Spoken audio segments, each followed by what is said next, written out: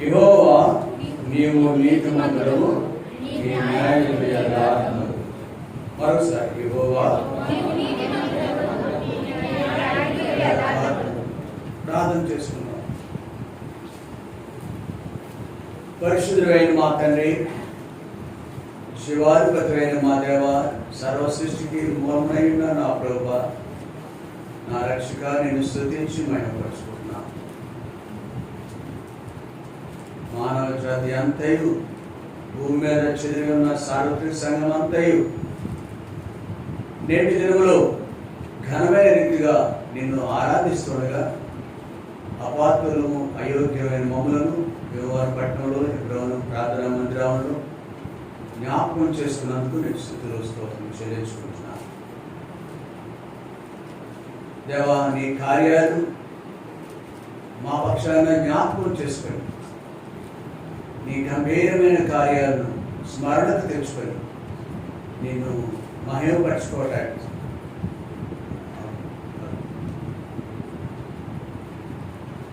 దేవా, యోవాని తరుణాన్ని బట్టి నీ కొందరు చెల్లించుకుంటున్నాను. రాగలిగిన ప్రియులు బట్టి నీ పొందాను. ఎవరి ధర్మంతో ఆయా పరిస్థితులు బట్టి రాలేకపోయినారు, అటు వారిని ప్రత్యేకంగా జ్ఞాపకం చేసుకుంటున్నాను. దేవా, మెట్టుకు మేము యోగ్యంగా నీ బలలో చేయబెట్టకు వీలుగా నరులు మమ్మల్ని దర్శించండి. దేవా, అలవాటుగా ఆచారంగా కాకుండా భయంతో ఉణుకుతో నీ వాక్యపు గ్రహింపులో నీ ముఖ కాంతిలో దిద్దబడిన వారముగా యోగ్యంగా పాల్పొందడానికి మాకు సహాయం చేయండి. నీ కృపగల హస్తాలకు మమ్మల్ని అప్పగించుకోండి. ఎంత మహిమ ప్రభావాన్ని ఆరోపించుకోండి. యేసునామమున స్తుతించి ప్రార్థించి వేడుకుంటున్నాం తండ్రి. ఆమేన్. Bible chorus పాడుతున్నాం. పఠింప శ్రేష్ఠ గ్రంథము బైబిల్, పఠింప శ్రేష్ఠ గ్రంథము బైబిల్, అనుదినము పఠించిన ప్రేమతో నడుపును. ఓ పఠింప శ్రేష్ఠ గ్రంథము Bible. The best book to read is the Bible. The best book to read is the Bible. If you read it every day, it will help you all the way. Oh, the best book to read is the Bible. दुनिया में सबसे प्यारे पुस्तक Bible, दुनिया में सबसे प्यारे पुस्तक बाइबल. पढ़ो तो इसको रोज पढ़ो, मान में कतर कोई ना हो. ओ दुनिया में सबसे प्यारे पुस्तक बाइबल.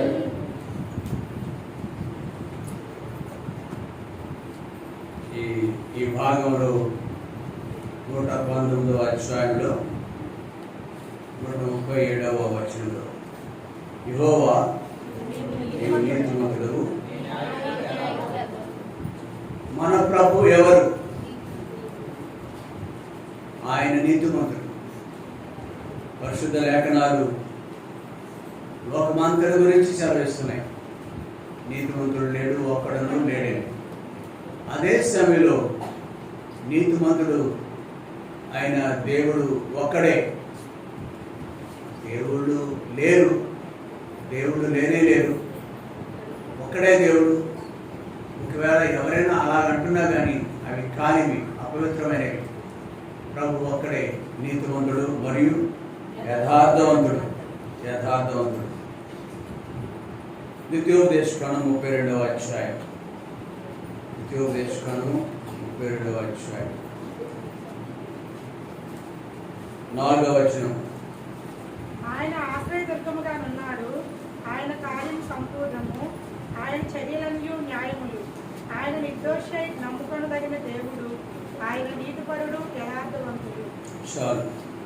ఆయన నిర్దోషి అయి నమ్ముకొనదగిన దేవుడు, ఆయన నీతిపరుడు, యథార్థవంతుడు. కాబట్టి ఇక్కడ కూడా మనము మన ప్రభు ఏమై ఉన్నాడో అనేది మనం చూడగలుగుతున్నాం. ఆయన నీతిమంతుడు, యథార్థ పరుడు.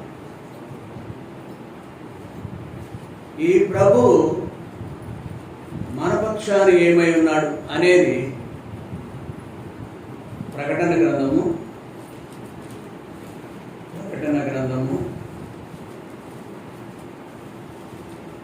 19వ అధ్యాయం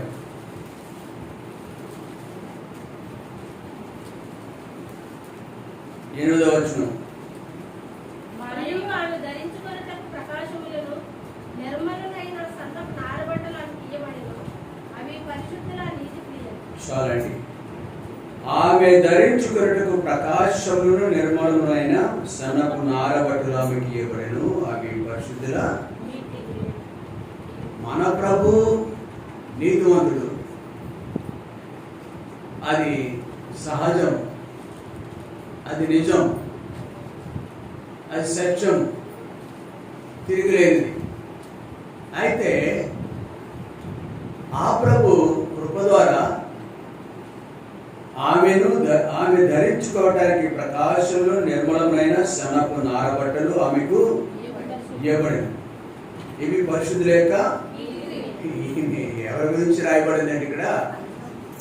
పరిశుద్ధులైన సంఘం గురించి.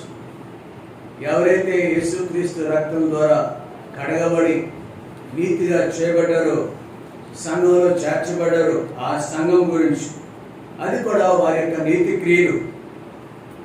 ఆయన ఉచితంగా నీతిగా చేశాడు. అంతేకాదు నీతి క్రియలను బట్టి మనము ఏం కలిగి ఉన్నామండి?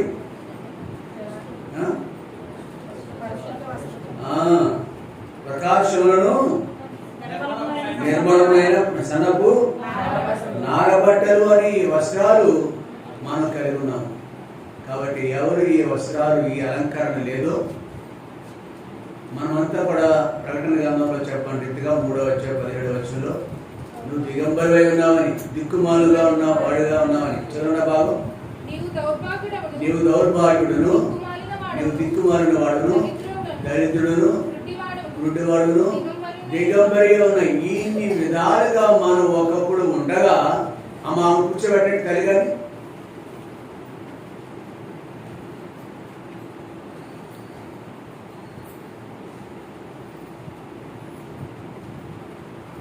తిరిగి అమ్మ కొంచెం తిరుగు, నీ ఎడమ చేతి మీద తిరుగు. అది చాలా వందనాలు మీకు.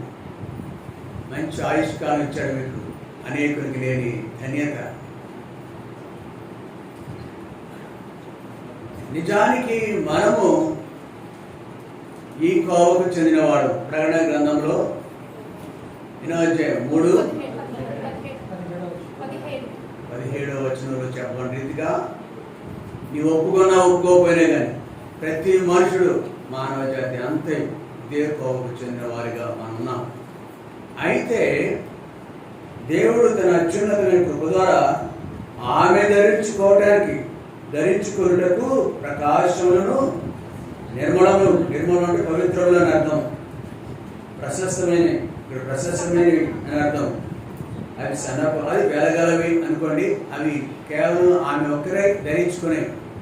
కాబట్టి ఇట్లాంటి కృపకు మనలను ఆయన హక్కుదారుడుగా చేయటం జరిగింది. ప్రభువైన దేవుడు మనలను ఇటు కృపకు పాత్రగా చేశాడు. ఇక్కడ ఎంతమంది ఈ అనుభవం కలిగి ఉన్నారండి? ఇక్కడ కూర్చున్నవారు, క్రీడా ప్రియ సహోదరి. ఇప్పుడు రోమపత్రిక 5వ అధ్యాయము 1వ వచనంలో, రోమపత్రిక 5వ అధ్యాయం. కాబట్టి విశ్వాసం మూలమున మనం నీతిమంతులుగా తీర్చబడి ఎలాగున నీతి వస్త్రాలు, నిర్మలను ప్రకాశమానమైన వస్త్రాలను మేము నేను కనుగొన్నాం అనేది వివరణ ఇక్కడ చూడగలం. విశ్వాసం వలన మనం నీతిమంతులుగా తీర్చబడి మన ప్రభువైన యేసుక్రీస్తు ద్వారా దేవునికి సమాధానము కలిగి ఉందాం. విశ్వాసం ద్వారా మనం నీతిమంతులుగా చేయబడినాం. అక్కడే 5వ అధ్యాయం 9వ వచనం. ఆయన రక్తం వలన ఇప్పుడు నీతిమంతులుగా ఒకటి విశ్వాసము, రెండవది కనబడట్లేదా? ఆయన రక్తం వల్ల ఇప్పుడు నీతిమంతులుగా తీర్చబడి. అందుకే ఒక రోజున నికోదేముతో మాట్లాడితే ఎన్నో అధ్యాయం ఉంది? యోహాను సువార్త 3వ అధ్యాయం ఉంది. ఒకసారి మత బోధకుడు, మత ప్రతిష్ఠుడు, యూదా వంశంలో పుట్టినవాడు ఆ నికోదేము దేవుడు దర్శించడానికి వచ్చినాడు. వాడు దేవుని రాజ్యంలో ప్రవేశించాలంటే ఏం చేయాలి అనే సంశయం వచ్చింది. ఒకడు ఆత్మమూలంగా కానీ నీటి మూలంగా కానీ, అవునా? ఒకడు నీటి మూలముగాను ఆత్మమూలముగాను. ఆ నీరు దేవుని వాక్యానికి సాదృశ్యంగా ఉన్నది. అంతేకాదు దేవుని రక్తము కూడా ఇక్కడ మనకు అడుగుతున్నట్టుగా లేఖనాలు మనకి కనిపిస్తున్నాయి. 5:9 కాబట్టి ఆయన రక్తం వల్ల ఇప్పుడు నీతిమంతులుగా తీర్చు. ఒకటి నీరు అనగా వాక్యము, రెండవది మనం శుద్ధీకరించేది యోహాను రాసిన మొదటి పత్రిక 1వ అధ్యాయము 9వ వచనంలో మన పాపములు మనం ఒప్పుకున్న యెడల ఆయన నమ్మదగిన వాడు నీతిమంతుడు కనుక. ఎలాగా? 7వ వచనంలో మన పాపములు మనం ఒప్పుకున్న యెడల, ఇక్కడ కూడా అదే ఉంది. కాబట్టి రక్తము కడగడానికి సిద్ధంగా ఉంది. మంచి వాసన కనిపిస్తుంది. ఆయన చిత్రమైన తప్పగా వెళ్ళాలి అంటే అంత అదే ఆ స్థాయిలో ప్రతిఘటన ఉంటుంది. కృష్ణుడి యొక్క ప్రతిఘటన కూడా ఉంటుంది. ఈవేళ తప్పనిసరిగా ఇక్కడికి విశాఖపట్నం ప్రాంతం వెళ్ళాలి. చూద్దాం ఏదైనా చిత్రం అయితే దానికంటే కొన్నిసార్లు మనం ఆగిపోవాలి.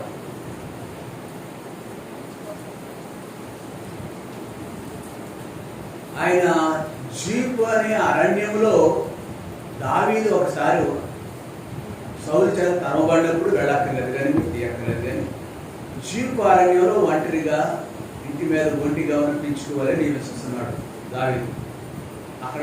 అక్కడ ఆ పరిస్థితుల్లో కూడా దేవునికి ప్రార్థన చేస్తున్నాడు. కొంచెం మీకు వస్తుంది కొంచెం. కాబట్టి ఒకసారి ప్రార్థన చేస్తాడు దావీదు. ఓకే, అలాగే నీకే అభ్యంతరం లేదు, వెళ్ళు, ముందు కొనసాగు, కైలా మీదకి యుద్ధంకి వెళ్ళవచ్చా అని ప్రార్థన చేస్తున్నాడు. రెండవసారి ప్రార్థన చేస్తాడు, నేను వెళ్ళవచ్చా ప్రాంతానికి? లేదు, ఈ యొక్క కైలా ప్రజలను అప్పగించనే ఉన్నారా అని ప్రార్థన చేస్తాడు. తప్పకనే ఆయన వారు అప్పగిస్తారు. కాబట్టి కొన్నిసార్లు దేవునికి మనం విధేయత చూపించాలి. ఆయన చెప్పారు, ఏంటి వర్షం వస్తుందా మోహన్? అక్కడ ఏమన్నా దూరంగా లేదా? వయసా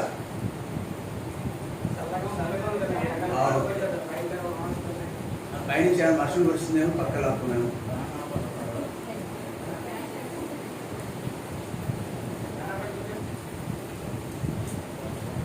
మెట్టుకు కొన్నిసార్లు మనం ఆగిపోవాలి దేవుని సన్నిధిలో కనిపెట్టి. మెట్టుకు రండి ఇక్కడికి. 8వ వచనం 9వ వచనం ఆయన రక్తం వల్ల ఇప్పుడు నీతిమంతులుగా తీర్చబడి మరింత నిశ్చయముగా ఆయన ద్వారా ఉగ్రత నుండి రక్షింపబడదు. కాబట్టి మనలను నీతిమంతులుగా చేయడానికి ప్రభు ఉచితంగా ఈ లోకానికి వచ్చినారు.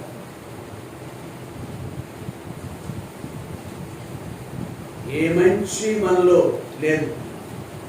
ఆయన కృప ద్వారా నిన్ను నన్ను రక్షించాలని, నిర్మలము ప్రకాశమానమైన వస్త్రాలు నీకు నాకు ఇవ్వాలని, దిగంబరులైన మనలను వస్త్రాలతో అలంకరించాలని ఉద్దేశంతో ప్రభు యేసుక్రీస్తు వారి లోకానికి వచ్చినారు. ఆ కృప ద్వారా మనం ఈ దినాన ఆయన ఆరాధించడానికి ఈ భాగ్యము కలిగి, ఈ ధన్యత కలిగి ఇప్పుడు మనం ఎలా కనిపిస్తున్నాం అంటే పరమగీతాల్లో మనం ఎలా కనిపిస్తున్నాము అనేకుల యొక్క దృష్టికి. పరమగీతములు 6వ అధ్యాయం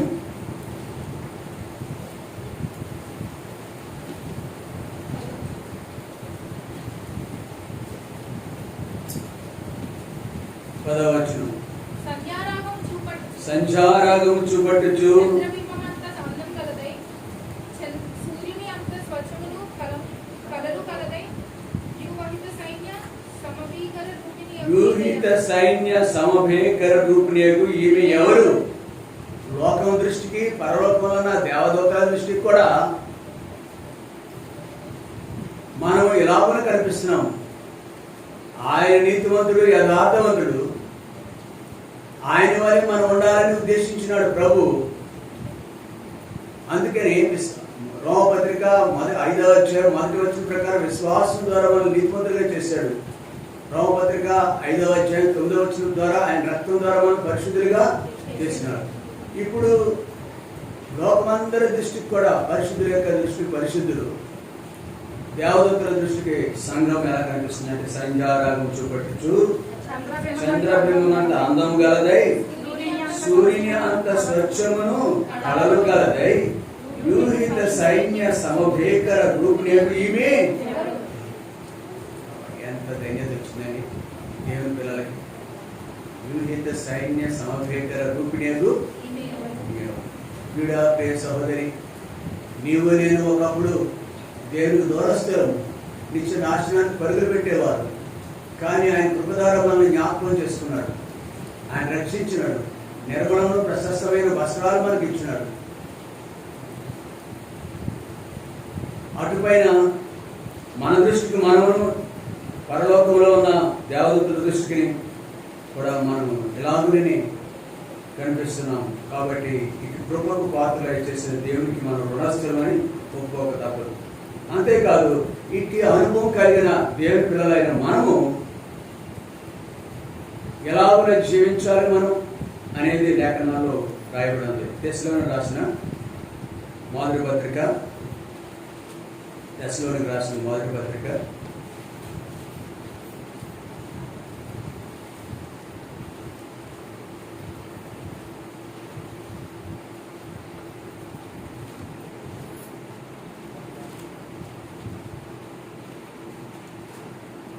2వ అధ్యాయం 11వ వచనం. తన రాజ్యమునకును మహిమకును మిమ్మల్ని పిలుచుచున్న దేవునికి తగినట్టుగా మీరు నడుచుకొనవలెనని మేము మీలో ప్రతివాన్ని హెచ్చరించుచు, ధైర్యపరచుచు, సాక్ష్యమిచ్చుచు, తండ్రి తన బిడ్డల ఎడల నడుచుకొను రీతిగా మీలో ప్రతివాని ఎడల మేము నడుచుకుంటామని మీకు తెలియదు. తన రాజ్యమునకును మహిమకును మిమ్మల్ని పిలుచుచున్న దేవునికి తగినట్టుగా మీరు నడుచుకోవాలని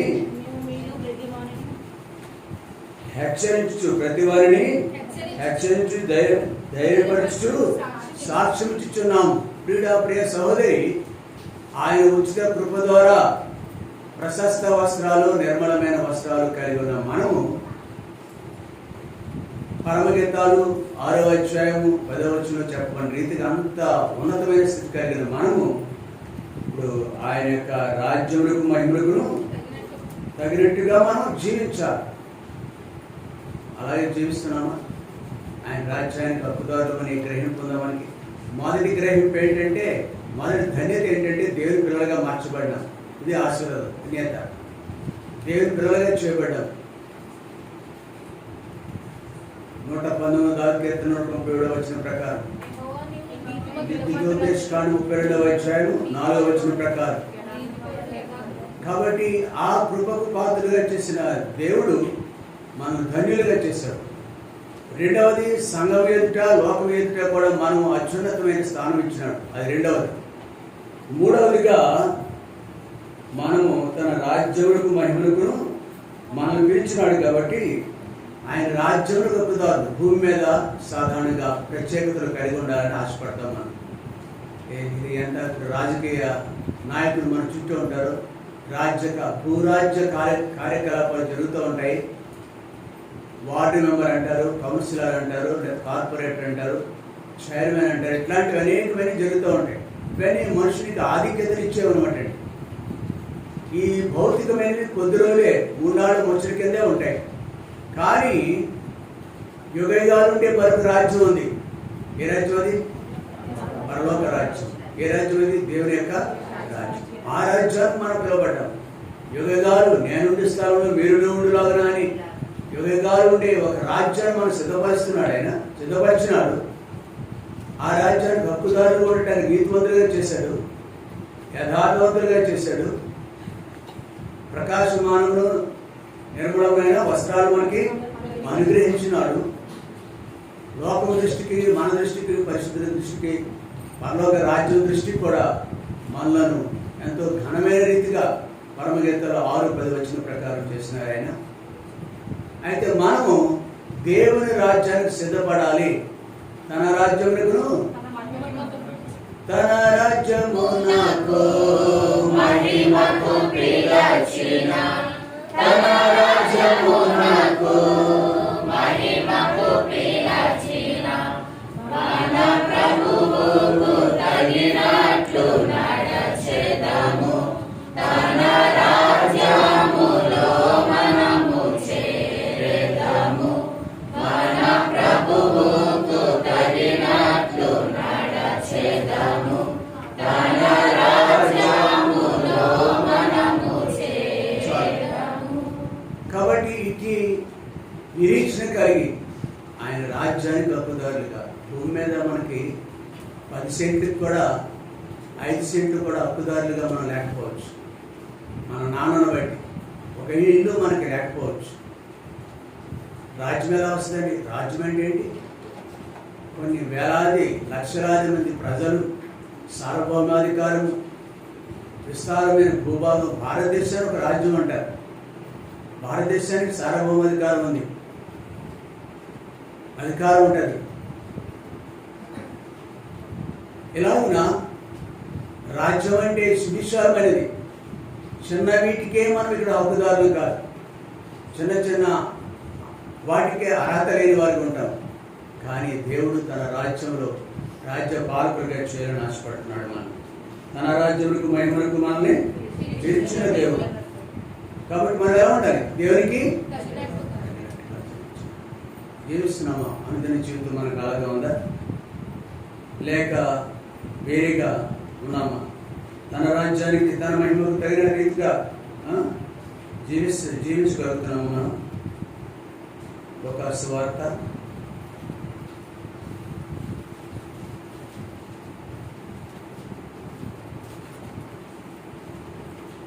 2వ అధ్యాయం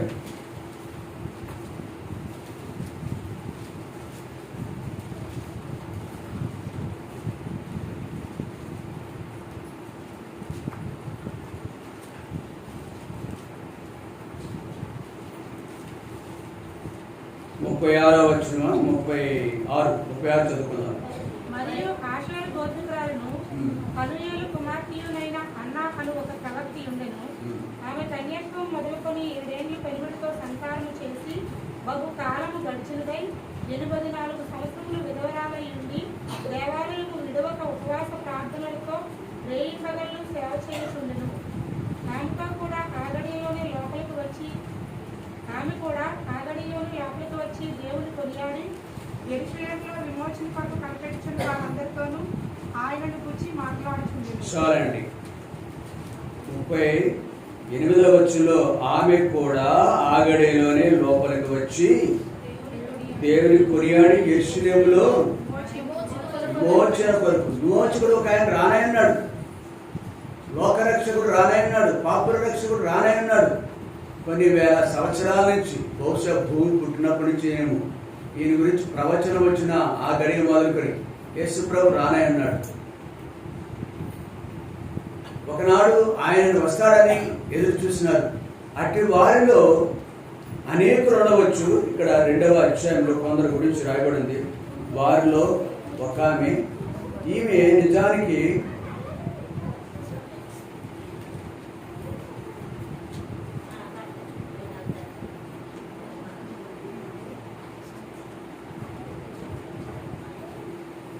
ఆ 36వ వచనంలో విధవగా ఉన్నది. ఆమె బహుకాలం గడిచిన 84 సంవత్సరాలుగా విధవరాలే ఉన్నది. కానీ ఆమెలో ఉన్న ప్రత్యేకతలు ఏంటంటే దేవాలయం విడవక, మొదటిది. రెండోది ఉపవాస ప్రార్థనలు, రేయింబవళ్ళు చేయొచ్చు. రెయిన్బోలు సేవ చేస్తుంది, దేవుని సేవ చేస్తుంది. నిజానికి ఎవరు లేని వ్యక్తులు నిరుత్సాహము నిస్పృహలో ఉంటారు. ఉద్యోగం లేదని బాగా చదువుకున్న వాడికి ఎలా ఉంటుంది? ఎలా సంతోషంగా ఉంటాడా? అవే కొంతమందికి వివాహ కార్యక్రమాలు జరిపించాలి. లేట్ అవుతూ వస్తుంది అనుకోండి, ఎలా ఉంటే పరిస్థితులు విచారంగా ఉంటారు. కాబట్టి ఎలాగైనా ఆయా పరిస్థితులలో నెమ్మది ఉండదు, పెద్దల్లో కానీ వ్యక్తుల్లో కానీ ఇక్కడ నిజానికి 80 ఎన్ని సంవత్సరాలండి? 84 చదువమ్మా. 84 సంవత్సరాల విధవరాలైంది. చూసారా, ఎంతకాలము తను ఆదరించేవాళ్ళు లేరు, బలపరిచేవాళ్ళు లేరు, ప్రోత్సహించేవాళ్ళు లేరు, నానేవాళ్ళు కూడా బహుశా ఉన్నట్టుగా ఇక్కడ కనపడలేదు. కానీ ఆమె ఎలా ఉంది? ఆమె యొక్క జీవితం ఎలా ఉంది?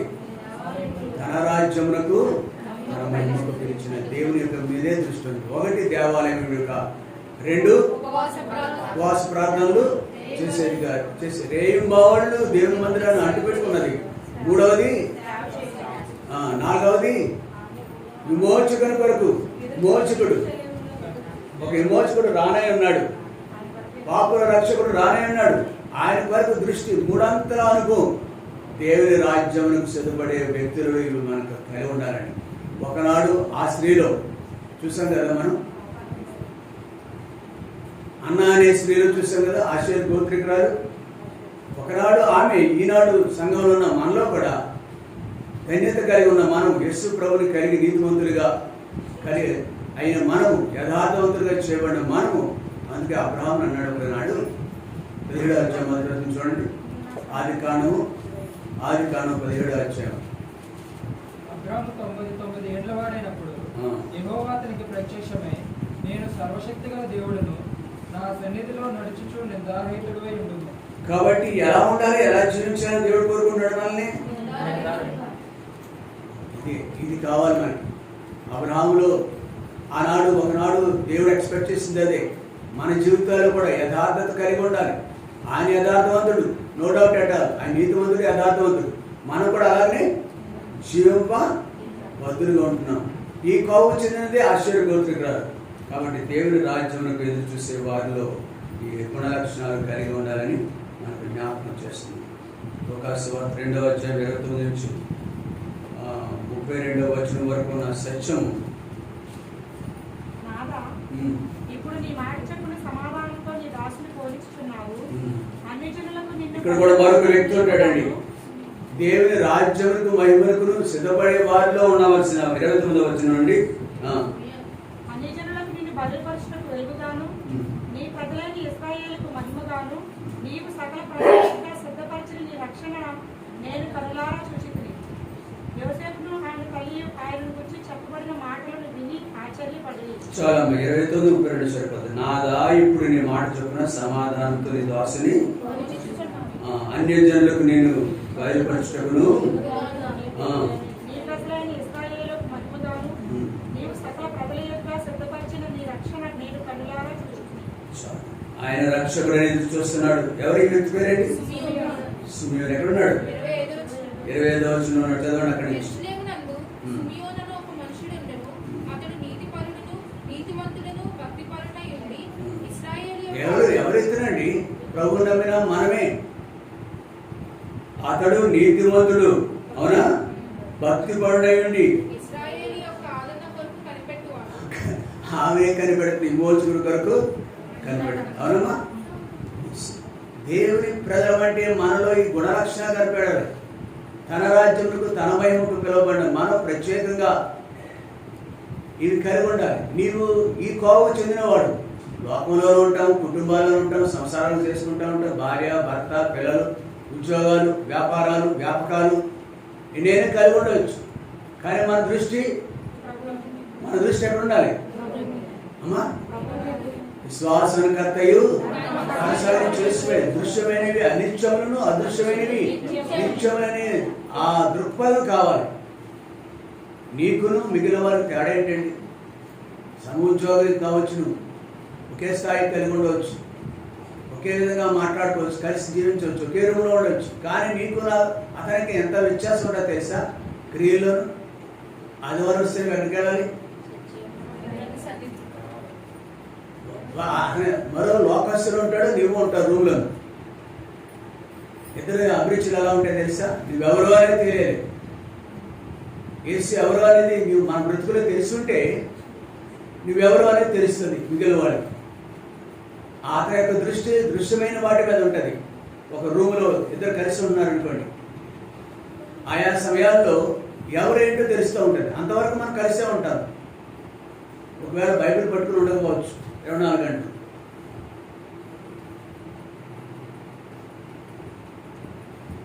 ఆయా నీ క్రియలను బట్టి నువ్వు నీతిమంతుడు లేక దెయ్యపు సంబంధించిన మనుషుడు అని తెలుస్తుంది అన్నమాట. కాబట్టి మనము ఎలా జీవిస్తున్నాం అనేది ఇక్కడ సిమియోను జీవితం కూడా మనకి హెచ్చరికగా ఉంది. మరోసారి చదువుకున్నది సిమియోను జీవితం.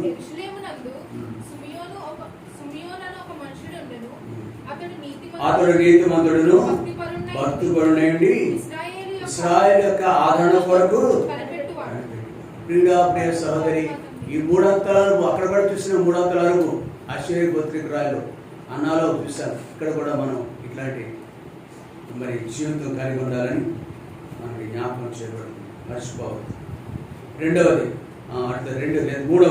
మూడవది యోబు గ్రంథము 29వ అధ్యాయం. నువ్వు మన్నించండి. మరొక లేఖన భావం చూద్దాం. పేతురు రాసిన మొదటి పత్రిక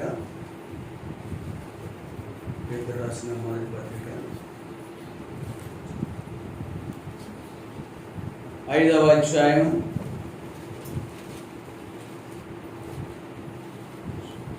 10వ వచనం.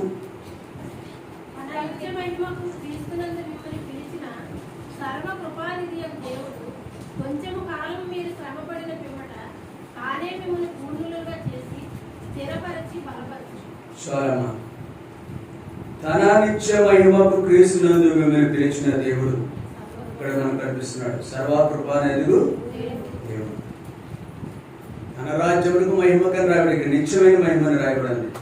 నిత్యమైన మహిమ క్రీస్తునందు మిమ్మల్ని పిలిచిన దేవుడు సర్వకృపానిధియగు దేవుడు. కొంచెం కాలము అంటే జీవితంలో తన రాజ్యం పిలబడిన ప్రజలైన మన కొరకు మన జీవితంలో కొన్ని సమయాలు శ్రమ గుండా, కష్టాలు గుండా, వ్యాధులు గుండా వెళ్ళవలసిన పరిస్థితి ఉన్నదన్నమాట.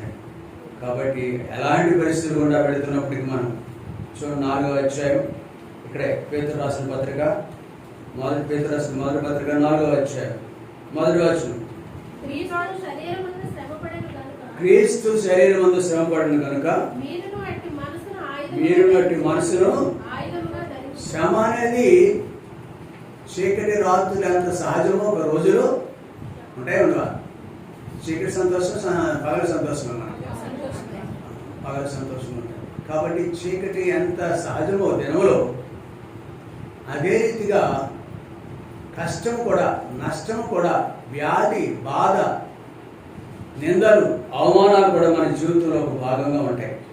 అందుకని క్రీస్తు కలిగిన మనసు అంటే ఇక్కడ డైరెక్ట్ గా రాయకపోయినా క్రీస్తు శరీరం మందు శ్రమపడిన కనుక మీరును అట్టి మనసు. విద్యార్థి టీచర్ చేత మెప్పు పొందాలని ఆశపడుతూ ఉంటాడు. సమ్ టైమ్స్ ఆ విద్యార్థిని ఈ టీచరు చితకబాదుతాడు. ఒకసారి అంట ఒక టీచర్ ఉన్నాడు. క్లాస్లో నుంచి ఏదో 1 note అని అడుగుతారు పిల్లలు. వెళ్ళాడు, బయటికి వెళ్ళొచ్చాడు. ఒక టీచర్ మంచిదని ఏం అర్జెంట్ ఉందని వెళ్ళనిచ్చాడు. టీచర్ పంపించాడు, బయటికి పంపించాడు. ఒక 10 నిమిషాలు మళ్ళీ వచ్చాడు. పడిచేది వాడితో గొప్ప స్మెల్ వస్తుందండి. ఏమై ఉంటుంది?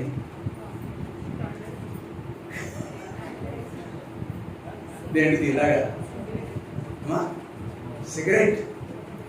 సిగరెట్ తాగిన వాసన గొప్పన వచ్చింది.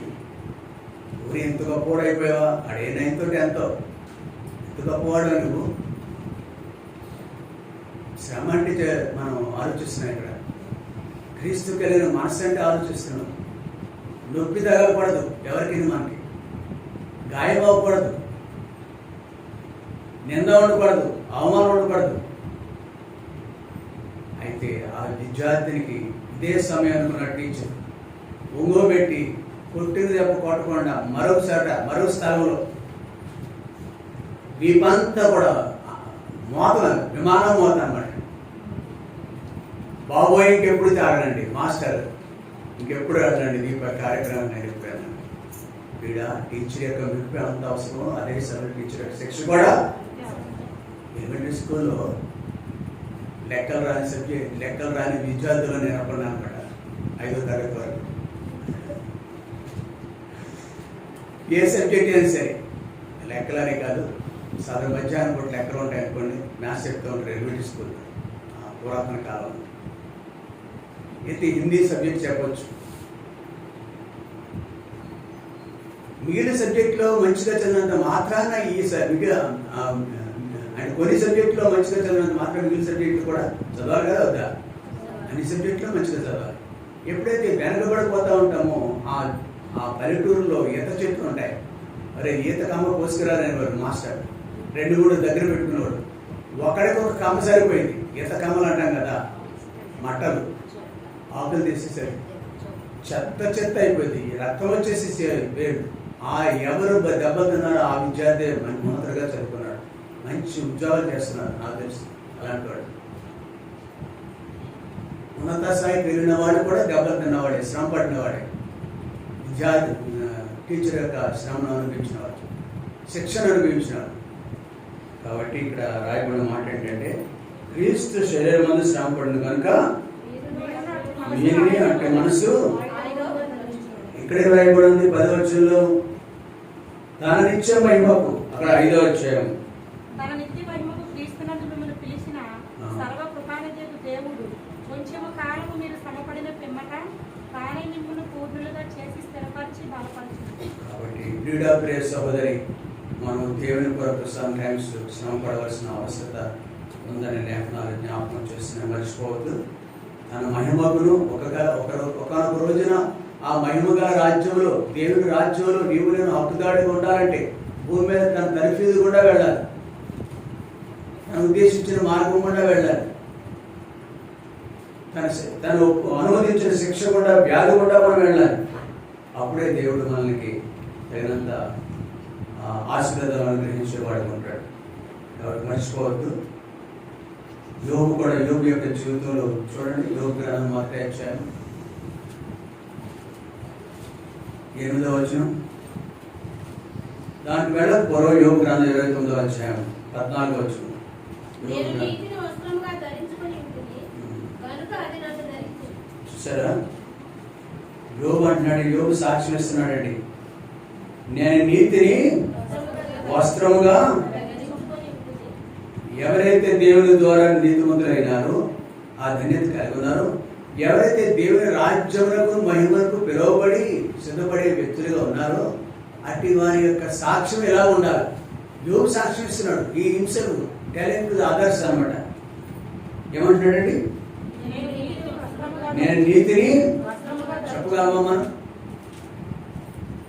చెప్పగలమా? ఈ విధంగా నేను నీతిని వస్త్రంగా ధరించుకున్నాను ఇంటిని కనుక అది నన్ను. దేవుడే సాక్ష్యం ఇస్తాడు. యోబు గ్రంథంలో 1వ అధ్యాయంలో వచ్చింది ఈ మాట. ఇతనే యోబు చెప్పుకున్నాడు సాక్ష్యం. ఇది యోబు సాక్ష్యం, మన సాక్ష్యంగా ఉండాలి. అందుకు యెహోవా నీవు నా సేవకుడైన యోబు సంగతి ఆలోచించుదువా? అతడు యథార్థవంతుడును న్యాయవంతుడై దేవుని యొక్క భయభక్తులు కలిగి చెడుతనము విసర్జించిన వాడు. భూమి మీద అతని వంటి వాడు ఎవడునూ లేడు. ఎంత గొప్ప! యోబు తన గురించి తను చెప్పుకున్న దానికంటే ఉన్నతంగా ఘనంగా లేదండి. యోబు గ్రంథం 1వ అధ్యాయంలో వచ్చాడు, యెహోవా అంటున్నాడు, నీవు నా సేవకుడైన యోబు సంగతి ఆలోచించువా? యెహోవా మాట్లాడుతున్నాడు, అతడు యథార్థవంతుడును న్యాయవంతుడును దేవుని భయభక్తులు కలిగి చెడుతనమును అంటే నీతిమంతుడును అని అనమాట. చెడుతనం లేనివాడు, చెడుతనం విసర్జించిన వాడు. అంతేకాదు భూమి మీద అతను ఏమిటి వాడు? మన సాక్ష్యం ఎలా ఉందండి? అమ్మా, మనం నీతిగా తీర్చబడ్డాం. యోబు వలె నేను నీతిని ధరించి ఉన్నాను, నీతి నన్ను అది నన్ను. అంతే కదా, అంటే నీతే నన్ను నేను ధరించను కాదు, అదే నన్ను ధరించింది. దానికంటే ఉన్నతమైన సాక్ష్యం ఏంటంటే దేవుడిచ్చే సాక్ష్యంగా ఉండాలి. కాబట్టి మనం ఎలా జీవిస్తున్నాం, బాలలో బాలు పొందకపోవడం ఇంక సాక్ష్యం మనం యోగు వరే కలిగి ఉన్నామా లేదా అనేది మనం పరీక్షించుకోవాల్సిన అవసరత. అంతేకాదు ఇక్కడ మరొక సాక్ష్యం కూడా చూడవచ్చు. మత్తయి సువార్త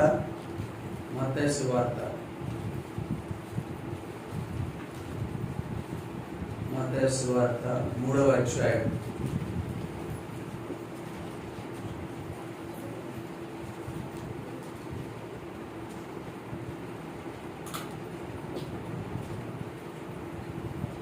17వ వచనం. మరియు ఇదిగో ఈయనే నా ప్రియ కుమారుడు, ఈయన యందు నేను ఆనందించుచున్నానని ఒక శబ్దం ఆకాశం నుండి వచ్చింది. ఎవరు చెప్పిన మాట ఇది?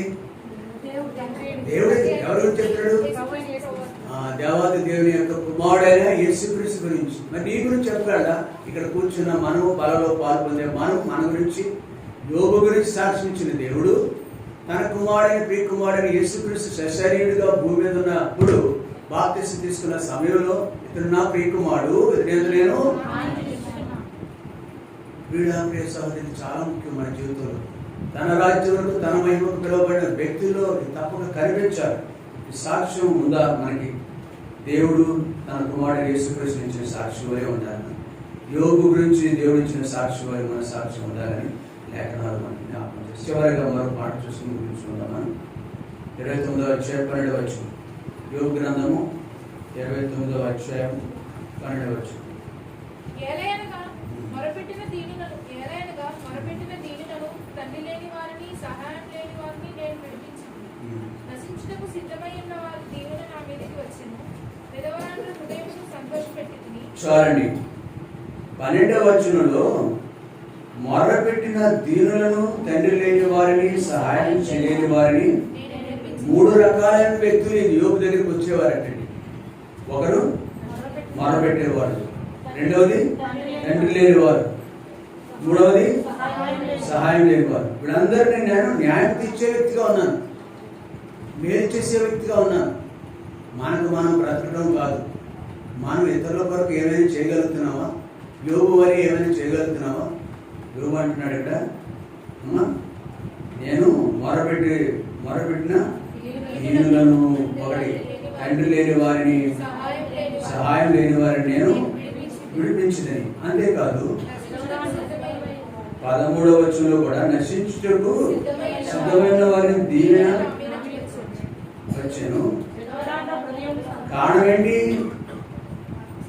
దేవుని దీవెనకు రావడానికి కారణం ఏంటి? విధవరాండ్రను, ఆ విధవరాండ్ర హృదయము సంతోష. నేను నా ప్రాణమా తినుము త్రాగుము, మనం సంతోషిస్తాం. ఇతరుల యొక్క క్షేమం కొరకు పాటుపడుతున్నాను. ఒకటి తండ్రి లేని వారి విషయంలో, 2 సహాయము లేని వారిని, ఏ దిక్కు లేనివారు, తండ్రి లేనివారు లేకపోతే ఏ దిక్కు లేనివారు, వారి యొక్క మరణం ఆర్పించే వ్యక్తులుగా ఉండాలి. విధవరాండ్ర యొక్క హృదయాన్ని కూడా మనం సంతోషంగా ప్రార్థన చేసుకున్నాం. వారిలో ప్రార్థన.